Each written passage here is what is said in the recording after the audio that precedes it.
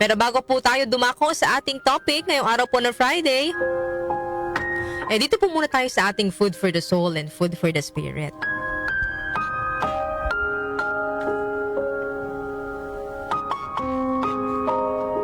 Ang aking pong ibabahagi ay tungkol po sa isang fox o yung tinatawag pong soro. Ayan. Isang araw, naglalakad po sa kagubatan ng isang fox o soro upang maghanap ng makakain.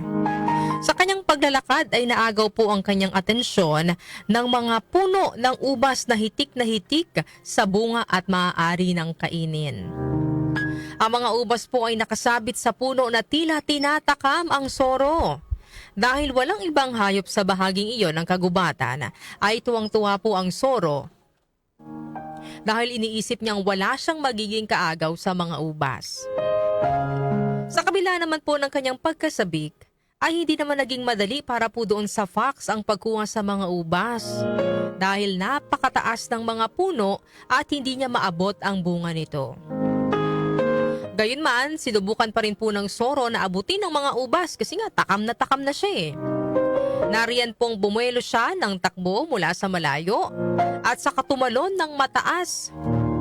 Ngunit bigo pa rin po siyang maabot ang prutas. Sinubukan niyang muli ng ilang beses at mas nilayuan niya pa yung pagbuelo. At mas tinaasan ang pagtalon, ngunit nabigo pa rin siya hanggang sa mapagod na ang soro sa kakatakbo at kakatalon. Nang mga oras na iyon ay nakakaramdam na ang soro ng pinaghalong pagod, uhaw at gutom, kaya naman galit itong napaupo at tiningnan ang mga puno ng ubas. Sinabi na lang po niya sa kanyang sarili, bakit ba ako nag-aaksaya ng oras sa mga ubas na yan? Mukha naman niyang maasim at hindi masarap. Ano po ang mapupulot nating aral sa kwentong ito? Ang istorya pong ibinahagi ko sa inyo ay ang pinagmulan po ng salitang sour graping. Ayan. O yung pag-adapt po ng isang tao sa bitter o negative attitude kapag hindi nila nakukuha yung gusto nila sa buhay. Halimbawa po yung sa kwento, dahil sa hindi po nakuha ng fox yung grapes na kung tutuusin takam naman talaga siya at parang sa tingin niya mukhang masarap yung grapes.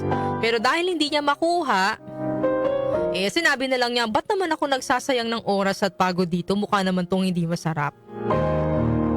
Sa buhay po natin, may mga pagkakataong nararanasan din po natin yung sour graping.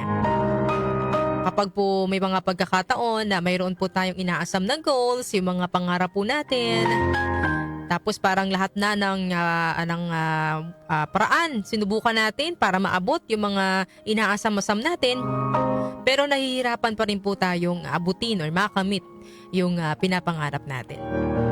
Lagi po rin po tayong nabibigo. Ayan. So instead po na lalo pang magpursige, nag-give up na lang po tayo at iniisip na lang natin na, bakit ko ba pinag-aaksaya ng panahon yan? Hindi naman ako magiging masaya sa pera eh.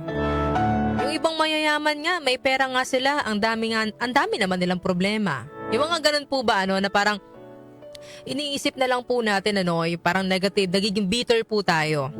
Dahil hindi natin nakukuha yung talagang inaasam-asam natin.